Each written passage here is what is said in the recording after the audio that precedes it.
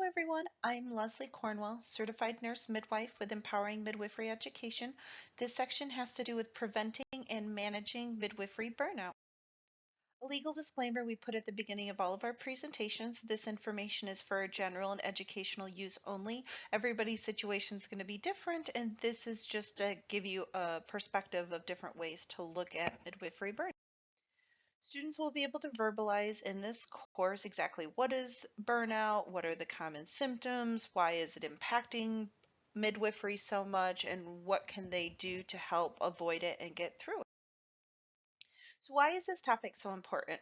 Professional burnout, particularly in the midwifery world, has a massive impact on how many people will get into midwifery, how many will stay into midwifery, how many people will choose to have a midwife for their care, all because of the outcomes, the professional fatigue, the lost empathy, the just stopping practicing sooner than you anticipated because of the burnout. We really need to strengthen the midwifery access, giving more students, getting more resiliency, getting more access in your communities.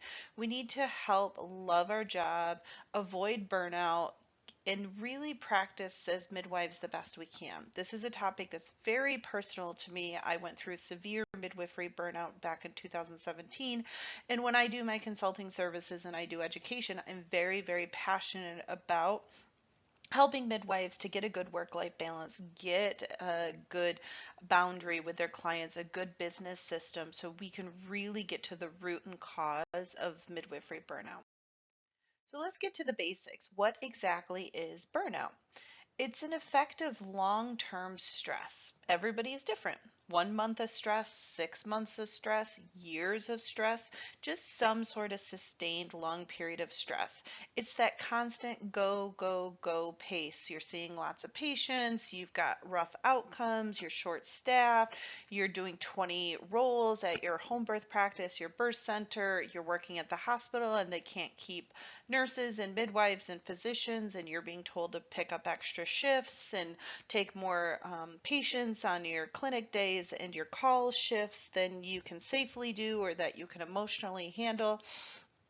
It a lot of times causes dangerous situations in the healthcare system because you're missing things, you're not thinking critically, you're zoning out and you're losing the passion and drive of why you became a midwife and serving people. You get a lot more quality issues when there's burnout rampant through the healthcare system. It describes a chronic stress condition that's due to work-related activities, particularly with midwives, just the demands of being on call 24/7, the constant adrenaline rush, the unpredictabilities of what the birth outcome will look like, and just it's a very special part of people's lives, and we want it to be the best of the best, but I think sometimes midwives forget we're also human and we need our personal time. We need to have realistic boundaries. We can't go to birth after birth and not sleep and not take care of ourselves because it has massive health implications for our clients we're serving and ourselves. There's a lot of association with mental health issues, and there's so much data out there about increased heart disease, diabetes, obesity, cancers, shortened length of life from having burnout, from having just an extreme exhaustion, fatigue, apathy, from just working and working. No matter how amazing birth is and no matter how amazing the profession of midwifery is, many people, unless you're directly in as a midwife, do not see the other side of things. So these are some common symptoms of burnout. It's a complete and emotional shutdown. Your body just starts screaming at you. You need to sleep. You need to take care of yourself. You need to focus on yourself. You can't take care of other people anymore. It's an inability to function. You have trouble processing things, finding your way home, doing simple day-to-day tasks. You feel very disconnected from what you do. I remember when I was in the severe burnout, my heart would sink and I'd start having an anxiety attack when my phone would ring. I had no idea who was calling. I had no idea if it was my mom. I had no idea if it was someone in labor, but I got such an extreme fatigue that I could not separate from being a midwife no matter how hard I tried. Um, And it started to impact how I took care of people, how I talked to my family, how I just interacted with my whole meaning of life. So it's really an extreme version of energy depletion, exhaustion, negativity, everything bad's going to happen. You're not as professional, you make bad mistakes. There's just so many things that can go on and on because we want a break. We want it to all turn off for a while. And sometimes you just can't make that happen as a midwife. We've committed to these people 9 months in advance. And now that that time has come, you can't just say, I'm not going to be on call for you. So it's a long-term commitment. And you have no idea what you're going to feel like and what needs and demands on personal life are going to come up 9 months from now. And this is why I'm really, really passionate about community cooperatives, about team-based care, about having multiple levels of support within your practice model, within a healthcare system, so that you can support each other as a team versus one person is doing so much of the care demands. So, what are the different ways to avoid burnout? So prevention is easiest, just like if you have a patient that you tell to take your Motrin and your Tylenol, because once you get in pain, it's a lot harder to play catch up. Once you're in the thick of burnout, it's a lot harder to get through it than just preventing it altogether. So we need to get into our heads that we have to put ourselves first. We have to do self-care. Being self-care is not selfish, it's self-aware. How are we expected to take amazing care of our clients, our husbands, our partners, our kids, our moms, our sisters, if we're not even taking care of ourselves? I would feel so much guilt when I would say, okay, drink a bunch of water, make sure you eat well, get some good sleep, when a good chunk of the time I wasn't doing that myself. So you really have to take a step back and go back to the basics. And you'll be shocked in life when you take that extra time, you take the time for breaks, you take the time for vacations and hobbies and personal time. You're going to be a better midwife. You're going to be more more involved, you're going to have better outcomes, you're going to have a better business model and relationships with your staff and your personal family and friends because you took care of yourself first. So it's hard. It's hard. It just is because we feel so much guilt depending on our culture and how you're raised, but we've got to figure out a way to just step back and say, I need some me time for a while. So there's some other things you can do to really help with, and these seem basic. I've been just listening some really good audiobooks about change is simple but not easy. And that means we know over and over again about we need rest, we need to eat well, we need to exercise, we need to take care of ourselves, we need to get lots of water. But it's a habit. You've been doing it a certain way for so long, your body goes on autopilot so much out of the day. It's when you're already tired and exhausted, it takes conscious effort to change those habits and to shift things. And when you're already tired and exhausted, that's the last thing you feel like you want to do. But I promise you, if you really start making baby steps and little shifts, I was just listening to an awesome audiobook called The 5 Second Plan. And it's really powerful because throughout the day, just pause for 5 seconds, count back 5, 4, 3, 2, 1, and give your body a chance to process what's happening versus you're just going on autopilot. And that'll make you determine, do I want to eat that extra piece of pie? Do I want to quickly grab McDonald's versus, oh, before I leave the house, or I'm going to schedule 30 minutes extra and I'm going to make my meals to take and do my home visits. I'm going to pack myself and get in the habit of a little sack lunch and drinking water and stopping the pop and just focusing on teas and tapering off on the sugar that I'm putting in my tea. Like there's little things we can do that have a massive impact if we think about them in the moment and make routines and plan ahead of time.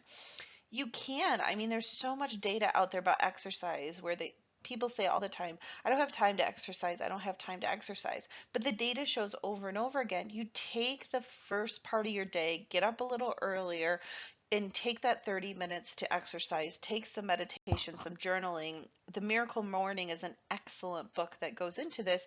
You're going to be more productive throughout the day. You're going to fall asleep better. You're going to memorize things. You're going to be more efficient at that little bit of less time than if you just didn't do that. So I really encourage people, think about the excuses, think about the reasons, because this is something we tell our clients all the time when they have diabetes and blood pressure issues and obesity. We need to start thinking about ourselves and what are the barriers we're putting in our lives to make that happen for us. This is a hard one for midwives, establishing boundaries, because we get so personal with our families. We deliver our friends, they become friends in time. We catch 2, 3 of their babies, we get invited to baby showers. We grow with them. Our community treats us as family, and it's very, very hard because you have to put boundaries. This is a job, this is a profession. You are not their sister. You have that family support network, you have your friends. And the more we can make with our staff and with our clients a work-life balance and boundaries, the far better out you're going to be with your practice sustainability, your midwife burnout prevention, and the love for the profession and keeping it up long term, because you have things you do in your personal life and you have things you do at work, and you really it's a tough one, it really is. But I think when you have your first consult and you have staff meetings, you have to manage the expectations of who you're going to take care of, how you're going to have this working relationship, and what those boundaries look like, that they're only allowed to call you after 4 o'clock for emergency things in labor. They don't just call you at 7 in the morning because they have a question about an over-the-counter medication. You have to put boundaries of when people communicate with you, what they communicate with you about, and what your purpose and role based on this professional contractual relationship to take care of them. Challenge yourself. This is an interesting concept that most people get in autopilot, and they think what it's supposed to look like. They think midwives are supposed to work 100 hours a week. They think they're on call 24/7. So the baby always comes first. But I challenge you to try to consolidate with time management, your work days, supporting with another midwife in the area, getting a partner on your team, but really structure a system where you're like, this is my personal day and I'm not on call and I'm not going to the office and I'm not looking at work related things. I'm going to separate myself. I'm going to have fun. I'm going to go to the beach. I'm going to do XYZ. But we have to be able to set a structure with our business. And if you're working in the hospital, boundaries at your job. If they call you and ask for an extra shift, or they call you and want you to work on an extra project because XYZ is happening and they're behind, you have to know, what am I paid for? Who are the resources on our team? Is this part of my job description? Is this above and beyond what we'd agreed to? And you need to challenge yourself to stand up for, because you want to work there long term. You want to own the practice long term. You want to be a midwife long term. So we have to, it's not being selfish, to really think about what's best for me, because I want to serve people long term. Getting the most out of your day-to-day routine. I find this one interesting because most midwives, they're kind of like, okay, I'm going to go to the office, but we never really go in details of like, are you going to prep before you go to the office? Are you going to have a designated time each day that you're going to look at emails? You're not going to just scatter and glance at your phone. Um, you're going to have a pager, and then your phone sits at the front desk during prenatal visits so you can be fully focused. Are you going to have a system for prenatal visits so you have a medical assistant, you have labs, you have certain educational packets already, so that you can be the most efficient with your time with your clients, the time you're in the office, the time you need to chart, to prep, to make sure your supplies are in order for that next birth? What do your routines look like, and are they set up the most efficient way for your practice and your current needs?